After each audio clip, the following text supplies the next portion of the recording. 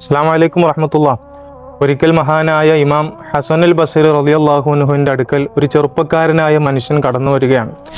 ആ ചെറുപ്പക്കാരൻ ഹസനുൽ ബസ്രി തങ്ങളോട് ചോദിക്കുന്നു, അല്ലയോ ഹസനുൽ ബസ്രി തങ്ങളെ, ഞാൻ അങ്ങനെ കൃത്യമായി നിസ്കരിക്കാറൊന്നുമില്ല. ഞാൻ തെറ്റുകുറ്റങ്ങളിലായി 5 നേരത്തെ നിസ്കാരങ്ങളൊന്നും വലുതായിട്ട് നിസ്കരിക്കാറുമില്ല. പക്ഷേ എന്നിട്ടും നമ്മുടെ റബ്ബ് എന്തുകൊണ്ടാണ് എന്നെ ശിക്ഷിക്കാത്തത് എന്നാണ് ആ ചെറുപ്പക്കാരൻ ചോദിക്കുന്നത്. അസമയത്ത് ഹസനുൽ ബസ്രി തങ്ങൾ പറഞ്ഞ മറുപടി, മോനെ, ആര് പറഞ്ഞു നിന്നെ അള്ളാഹു ശിക്ഷിക്കുന്നില്ല എന്ന്? നീ ഇപ്പം പറഞ്ഞല്ലോ നിനക്ക് നിസ്കരിക്കാൻ നിന്നെ കൊണ്ട് സാധിക്കുന്നില്ല എന്ന്.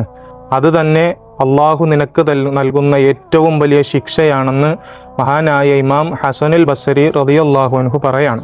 പ്രിയപ്പെട്ട മുഅ്മിനീങ്ങളെ, ഈ തിരക്കിൻ്റെ ഇടയിൽ നമ്മൾ എത്ര നിസ്കാരങ്ങളാണ് നമ്മിൽ നിന്ന് നഷ്ടപ്പെട്ടു പോകുന്നത്.